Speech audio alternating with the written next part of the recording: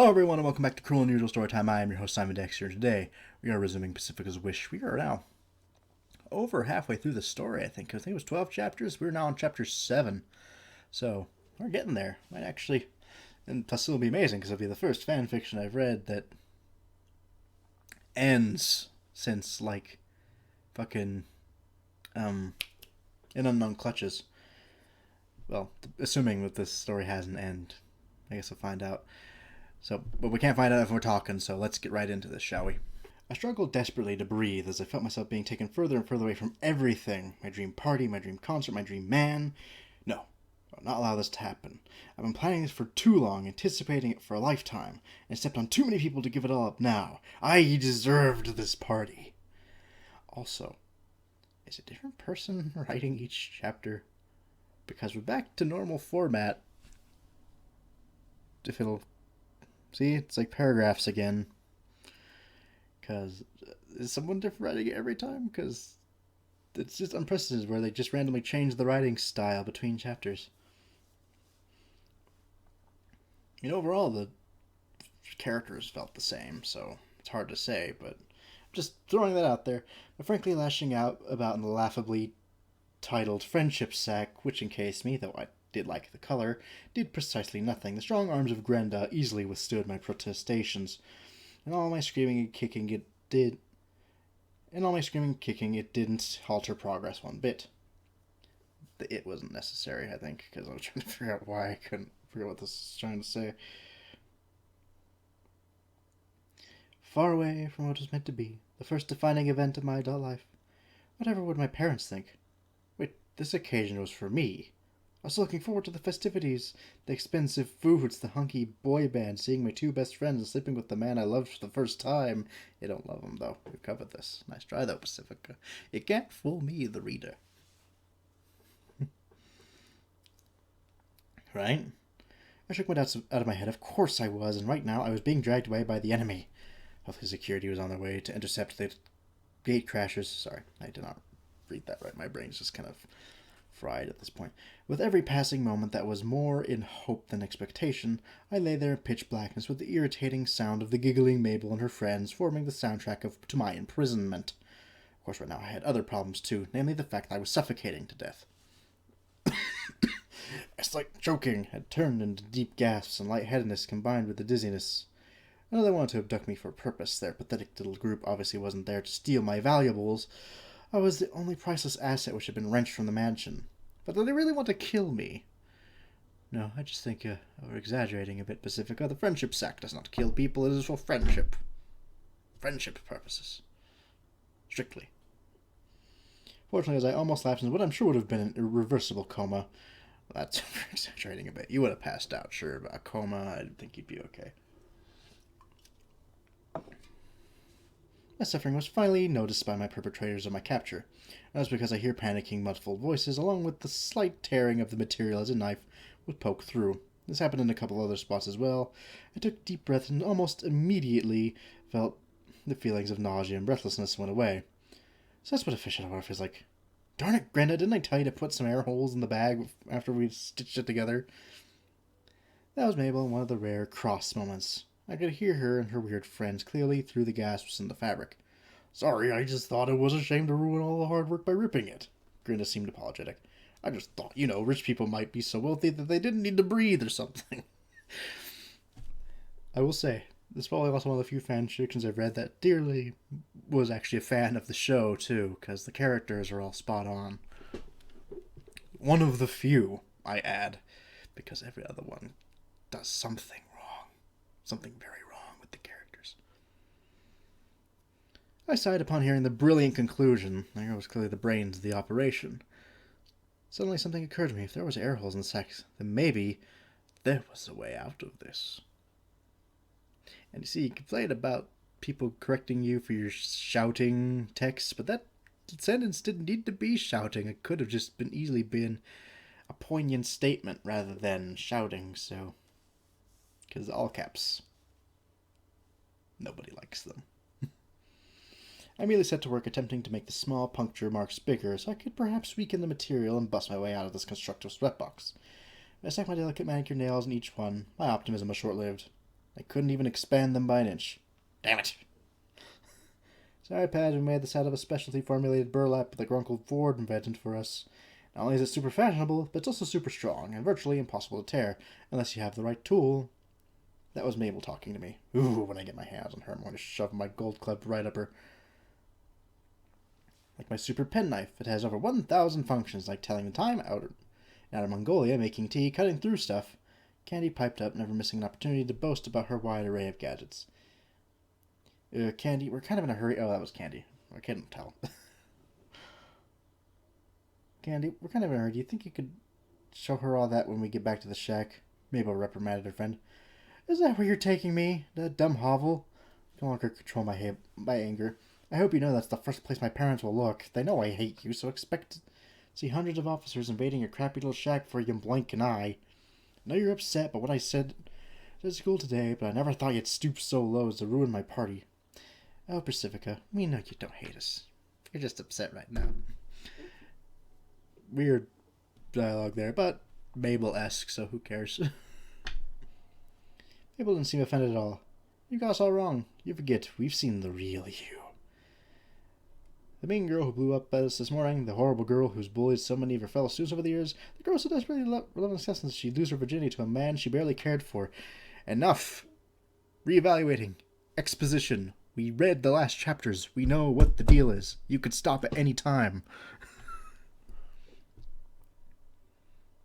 We intend to prove it. Call this an intervention, if you like.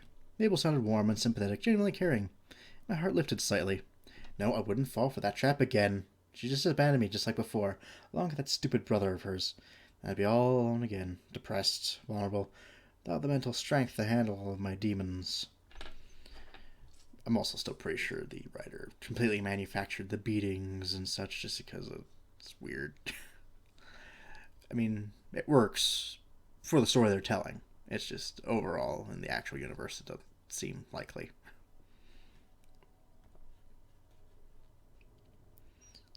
I decided to try a more diplomatic approach, despite being ready to murder the lot of them. After all, it worked for my father. Listen, Mabel, I'd up the softest tone I could muster. I know this was a spur-of-the-moment decision. I'm not cross with you. That was a freaking lie. I'm livid. I just think you haven't really thought this through. If you just return me now, I promise you're not going to get in any trouble.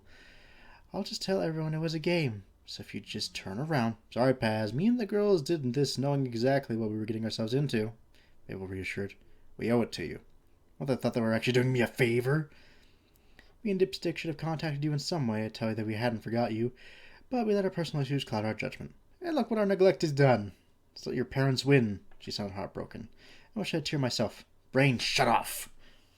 Perhaps me and Candy could have given you more of a chance, especially when Mabel explained to us why you acted the way you did. But we couldn't forget all the names you called us, and the way that your two Valley Girl stereotype clones pushed us around town. So I guess we're partly at fault too, for not really doing more to try to be friends with you when the twins went away. Grenda sounded surprisingly profound. Someone I always regarded as a bit of a dim light bulb. The hoarse voice of hers still got on my nerves, though. Yes, that was Candy. She had little else to add other than her patent catchphrase. So, Paz, you see why we can't let you go. Because we want to play a game. The rules are quite simple. Maybe we'll let you live. Mabel spoke again. You'll see, it's all for the best. We get back to the mystery shack. Get ready for an evening of surprises. Be just like a sleepover, but with extra sprinkles of friendship. And by the way, happy birthday, the interrupted trio screamed in unison. Somehow I didn't feel any better. I knew what I was missing out on this very minute. Suddenly I felt the heavy-set girl carrying me come to a stop.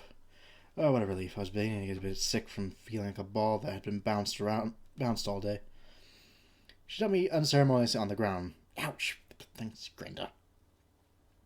Anyway, ladies, we're here. This is the meeting place. Any second now the clanker should be coming right around the corner. Mabel sounded like she was expecting someone. But the clanker, I actually have no idea what the fuck she's talking about. It might be from one of the later episodes I haven't gotten around to seeing yet. A second later, my curiosity was answered.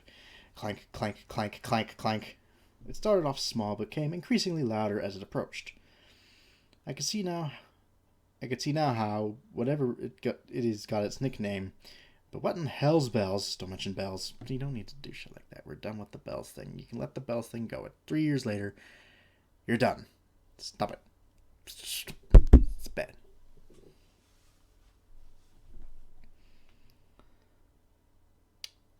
What in the hell's bells was it? I desperately peered through the sack, tried to find out. Oh, they didn't let her out of the sack yet. They just dropped the sack onto the ground. Okay, that makes sense. I'm about to say, I thought they let her out. I couldn't see much at all, but I did hear the sound of an engine along with metallic banging, which would indicate some kind of vehicle. The 2 headlights shining from the front end were a bit of a clue as well. It stopped right in front of us, forcing me to shield my eyes as my entire prison was lit up. Seriously, I was starting to get a major cramp in here. This was way worse than my yoga lessons. As lights were dimmed and I heard the sound of the door opening, and everything became clear. I could see just enough of the car to know who it belonged to and what was causing the obnoxious racket. It was Stanley's old rust bucket.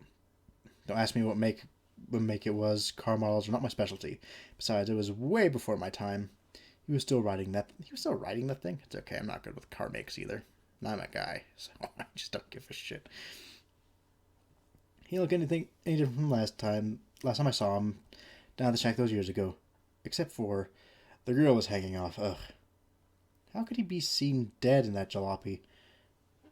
I suppose when you travel in style like I always do, you tend to get a bit spoiled.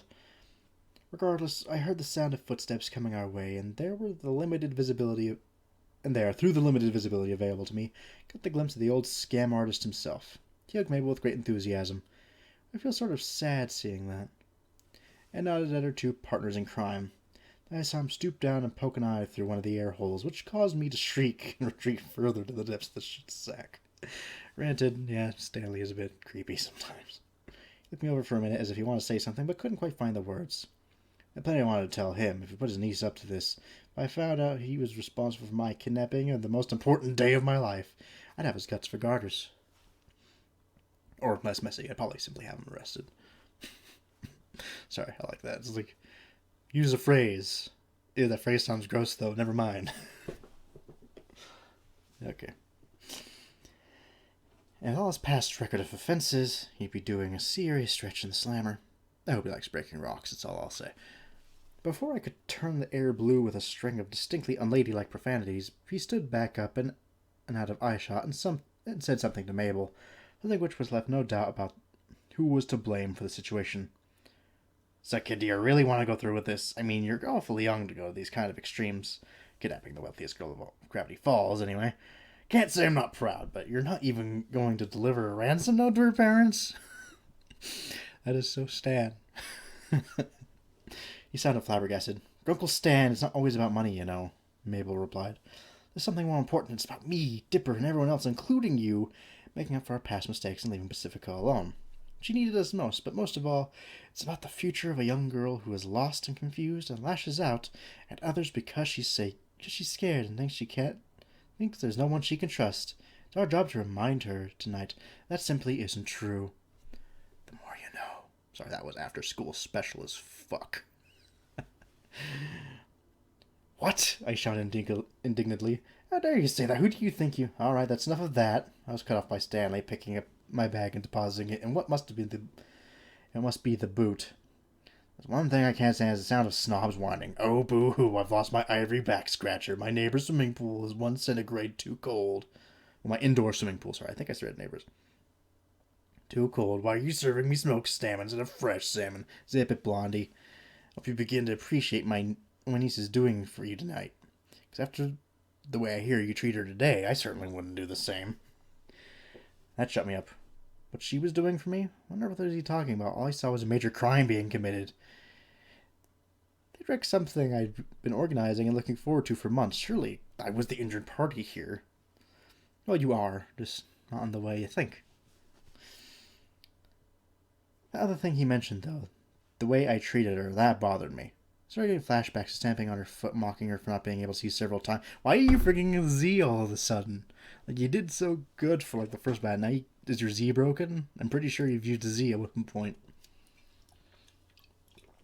Several times that evening, making light of her parents' death and 2 people she, along with her brother, loved most in the world.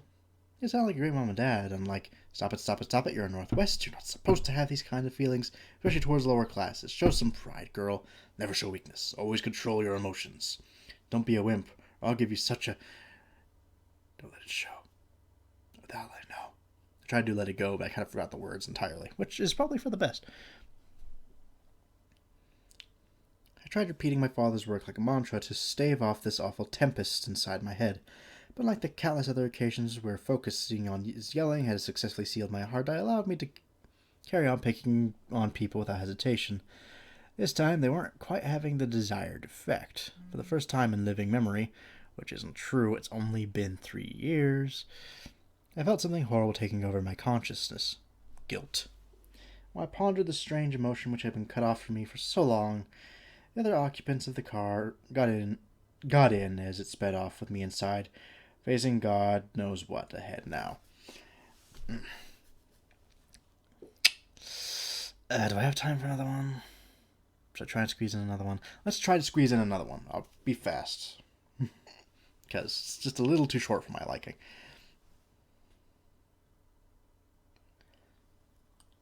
Okay. Chapter 8. I would just like to offer a most humble thank you to every person who's... This is an author's note, by the way. Commented on the story, followed it, favored it, read it on YouTube. You're welcome. I know this is after the fact, but still. I've actually been enjoying your story. I really have. It's just, there's a few things that annoy the critic side of me. Made it the most popular story on this site by far. Your appreciation gives me the inspiration to write more. So keep on enjoying what is to come, and believe me, there's plenty more. And don't be afraid to drop me a line and tell me what you think. Ciao. It's a fun story, it really is. I just have my few gripes here and there. That's just because I am an English critic. I can't help what I do. Leave me alone. The car, which I had obviously no real superstition bumped along the road, making me feel as if I was about to toss my cookies any minute. Perhaps I would have done if I'd actually had something to eat since lunch. Even that unacceptable expensive food bought from my... even the unpalatable expensive food. Sorry about that. Not unacceptable. But I was looking appetizing right about now. Why do you keep saying roundabout now, too? Is the writer like English or something? Or like England English, where they have different phrases and such? I don't know. Heck, I'd even make do with one of Mabel's disgusting backseat tacos. Speaking of the girl herself, she apologized to me just before we set off that there was no room in the rest of the vehicle, so I'd have to travel in style. In the boot. Feel like a true VIP. The snarkiness in this story just kills me.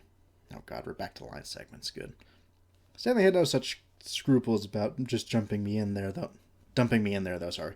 Can't say I blame him. To be honest, something's been prickling in my mind ever since I reflected on my conduct this morning with the twins.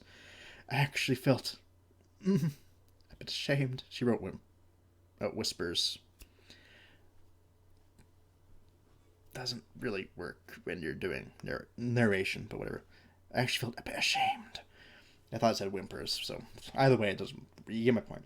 Of course, I'd never tell them that, but I suppose a little apology wouldn't go amiss. Don't get me wrong, I'm still mad at them for leaving me in the lurch for years, and spiriting me away from my party and my friends and Chad, but I have gone just a little overboard with my unempathetic reaction to their father's death. Of course, not having particularly great examples myself, and yes, I am starting to realize it more now as I'm trying to kind of remember. I added that part, but you get my point. Didn't exactly put me in a great position to offer much comfort. If something happens to my mom and dad, all the money I'm due to inherit would be placed in a trust fund for another 2 years. And I'd have to stay at old Aunt Agatha in New Orleans till I was of age. I hear she's even worse than my dad when it comes to dishing out the punishments. Plus New Orleans. Ugh. No offense to my New Orleans watchers. Don't believe me? Apparently my cousin got waterboarded for forgetting to say grace before dinner. Now that's harsh. And highly illegal. Like, I don't even think the government's allowed to do that anymore. It's cruel and unusual punishment. I got a little piece of that in there for my own channel. Anyway, moving along. Anyway, I think we're here. I think we're there now. The antique car has come to a stop, along with the incessant banging of the hanging by a thread grill. That sound will be in my nightmares for a while. I hear the boot being opened, and Granda once again has the honor of carrying me to the front door. She's using use and honor. She's English. Is that thing I'm going to run away at this stage? Maybe. I feel movement around my legs, a persistent oinking. Waddles! We said it at the same time, but fucking Waddles. Is that old Porker still alive? I thought they turned him into bacon by now. Flashback. I confess I saw him that day at the fair, and I wanted him for myself, but Mabel got there a few seconds before I did and won him by answering the oh-so-difficult question correctly. Oi, 15 pounds indeed. All I ended up with was a stupid chicken. They kept pecking at my precious nose. What is it with Northwest and unfriendly birds? As much as I mocked her for at the time such a useless pet, I really was secretly jealous. I would be too. Look at Waddles, he's adorable. You see, even though my parents would never have allowed such a filthy beast in our home, I could have hidden him in the stables. I fed him on all the scraps left over from our family meals, and believe me, there was lots of them. And to feed all the homeless in Gravity Falls twice over. Of course, such an altruistic gesture would never entered their heads, and all the remnants of all that exotic dish just became landfill. It would have been nice to have a friendly face around the staid surroundings, even a pink, mucky one. But alas, it was never meant to be. Perhaps it would, in an alternate reality or something, it could have been possible. End of flashback. Funny, because that's the first blend-in episode when, in an alternate reality, she does win the pig. So, funny shit. I love it. Oh, well, no point judging of the past. I've got enough to worry about in the present. Like, for instance, the wide-open threshold in front of me and what horrors lay in wait beyond it. I was marched in with the rest of the gang. The door was closed, and I finally felt the top of the bag being untied. Or I tumbled out like a toy in a cracker. They're English. We don't have those party crackers here. I swear I kind of noticed it earlier, but now they're really giving it away. I dusted myself off. A poor dress. It's going to take at least 6 washes to get it clean. And looked around. I needn't have bothered. The old dump hadn't changed one bit. There was still all the tourist trappy rubbish on the shelves, from the authentic Manitou hair rugs to miniature Stanley heads on springs. You mean the bobbleheads? Bobbleheads, I'm just saying. Seriously, you don't want those gruesome visages as a plaything. Might be good for a Halloween party, but not much else. I don't want those little Stanleys from my desk. I'm weird, so that's different. A Stanford scientific material had spread from his tinky nook in the cellar to almost take over a corner of the living space on the next floor. Never could understand any of that junk. Do remember the day that I asked him about it, though. It was the one time we truly connected. Flashback 2. Duh sequel. Also, don't do anything, because that reminds me of My Immortal, and you don't want to be like My Immortal. Keep that in mind. If you don't know what I'm talking about, my Immortal playlist is on the channel somewhere. Have fun looking for it. What is it all worth? I asked him a week after the twins left for home that fateful summer. He frowned at me. What do you mean worth? I wish I could do J.K. Simmons' voice, because I love his voice. I love J.K. Simmons. He's a fantastic actor. And I was so happy when he turned out to be Ford. What's got all this trouble and to spend so much time by yourself? You must be looking at a pretty good payday when all this is complete, I speculated. Payday? All of a sudden, he did something that I'd never seen him do previously. He burst into laughter. He really did look like his brother when he smiled. I was still offended, though. What was so funny about my question? I stamped my foot and gave him a death glare. Whoa, sorry, Blondie. I thought you were joking for a minute. Great, now both the older Pine siblings had taken up the opinion of giving me that nickname. The problems of a little rich girl, eh?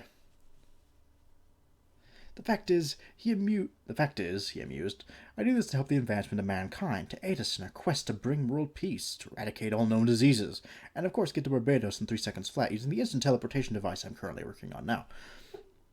Suddenly there was a minor explosion, followed by a plume of smoke in the middle of the experiment setup. Oops. So a bit of tinkering to do with that one. That one before I'm finished. He shrugged his shoulders. Never heard anyone talk so selflessly before. Yeah, but if you did all of that, won't you be famous? A sudden idea occurred to me. Now I get it, you're doing it for power. That would explain... He burst into spontaneous chuckling again. Kid, can you really see me as the next president? I don't think so. Want to talk about the original weird president that got replaced? I forget his name. That episode was funny. I'm just saying. There's a little reference there. Seriously, you gotta stop thinking everyone has an ulterior motive. It really is this simple. I'll break the boundaries of scientific knowledge to assist everyone. Sure, some cash in my pocket would be nice, and it would be great to appear on the front cover of Nerds Today. Best magazine title ever. But those were far from the reasons I started doing this in the first place. I found again another oddity. You actually chose to do this of your own volition? You weren't ordered by your father or anyone to start this geeky stuff yourself? It seemed inconceivable to me that any right-minded individual would opt for such a dull hobby unless there was a major reward for it in the end. Ford picked up a test tube and stared at his lopsided reflection in it. Pacifica, is it? You remind me so much of my father. Looking at his expression, I could tell that wasn't a compliment. He was obsessed with wealth and fame as well. Never encouraged my work. The only time he ever showed an interest was when I stood to make millions out of my research. I cannot talk right now. He ruled my mother with an iron fist, and shamefully I went along with this. He paused for a minute, as if debating a very important matter in his head. Then, without warning, he turned around and put his hands on my shoulders. They were all slimy. You could tell he hadn't been anywhere near a sink for a while. Yuck. Yuck indeed. Ugh. Listen, what I'm about to tell you is very personal. I don't want word getting back to Stanley about it. To be honest, he'd be a bit mistrustful of you ever since you started bullying his niece in that incident on Pioneer Day when you always got him drowned in rotten tomatoes. I can remember blushing at this point, because, yeah, oops. But I can tell you're trying to change. So I think I could trust you with what I'm about to tell you. Can I? I slowly nodded my head. I must admit, I was starting to freak out a little. I'd never been up this close and personal with someone who spent half his life in a laboratory. And in hearing these Pines family secrets, I felt I was intruding on something special, which maybe should be kept with their closely knit circle. You also kind of stopped using quotations. Oh, never mind. No, never mind. That was me. My bad. Mind you, my parents hadn't done that for far too long, with reference to a certain lie about a town founder and a room full of secret paintings which they didn't even deign to tell their own daughter about. So maybe openness was the best policy. Okay, I promise. I'll take it to the grave, he said, raising her hand like a Vulcan greeting someone. Stanford cracked up again. Oh, kid, you'll be the death of me. There's no need to be so solemn. Your word is good enough for me. He beamed in my direction. I felt good. It was nice to have someone who trusted me enough to confide in me. Even if it was just a smelly old dude with bad hair and a dirty white coat on. Okay, so here it goes. I was responsible, Ford glanced at the floor, for my family disowning my brother. I mean, sure, he ruined my shot at getting into a good college because of his tomfoolery, but when my parents confronted him, I never stood up for the guy. I just shut him off and let him go on his way. My bitterness consumed me, and we didn't speak for years after. He didn't mean it was an accident, but I was so angry at the time I would rather listen to my greedy father than the twin who stuck by me from day one, from the bullies who might have otherwise made my life a misery. I can remember gulping at this point with a sinking feeling in my stomach. Bullies? Like me. Oh, yes. So anyway, he continued, we never did take the boat trip that we swore we would together, and while he drove all around the country alternatively scamming people, running from them, and then getting locked up, trying to make up for his misdeed, I was in the middle of studying hard for my dictorate. I think I meant doctorate, honey. A dictorate is someone that Pacifica would get if she keeps going down this wrong path. That was dreadful. I'd take that out, but I'm going to keep it in there just because it's kind of funny. And you know what? It was immensely satisfying. So gratifying, in fact, that I began to be glad I didn't just get my degree handed to me on a silver platter. I actually earned it. So in the end, the knucklehead had done me a favor, however, unintentionally. 1,000 times I almost swallowed my pride and called him. 1,000 times I just put the receiver down and cursed my lack of courage. He's your brother, I kept telling myself. What's wrong? What's stopping you? This day I don't know why I never contacted him. It was a shame because of what I didn't do for him. Perhaps it was fear that he would just shout at me and hang up. Or the simple explanation might be I hadn't a clue what to say to him. Whatever my excuses, I eventually pushed the notion to the back of my head and concentrated solely on my work. He paused for effect. 10 years went by. Wow, that's a long time to hold a grudge, I said, riveted.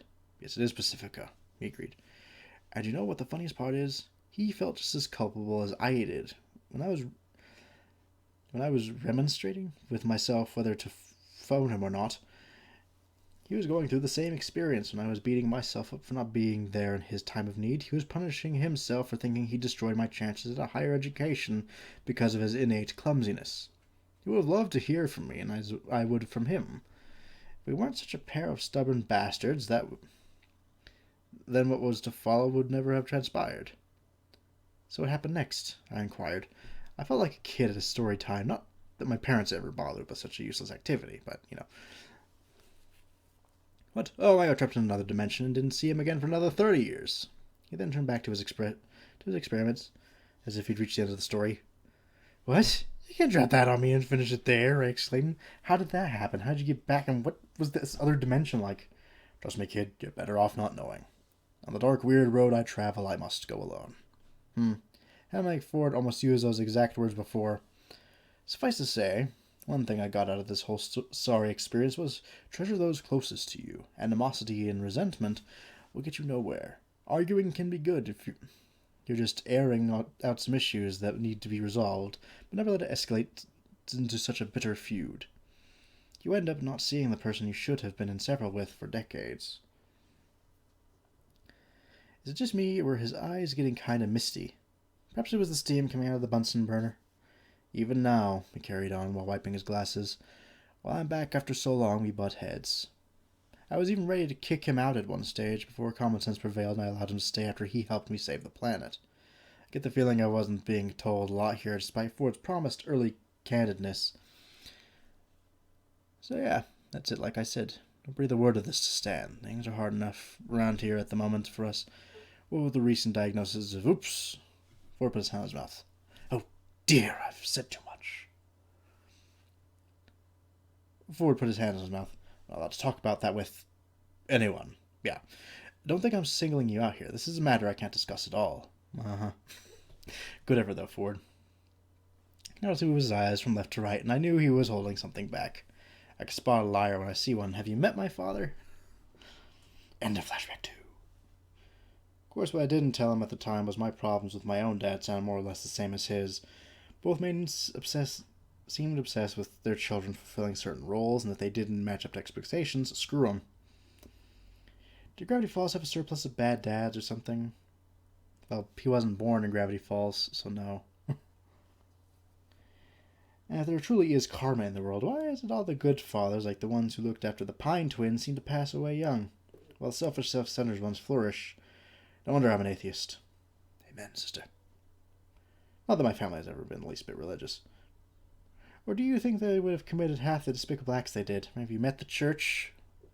Not all of them. I know I've got some Christian viewers, including Christian friends, but religious people have gotten away with some pretty nasty shit in the name of God. So, not much of an excuse there for him to be atheist.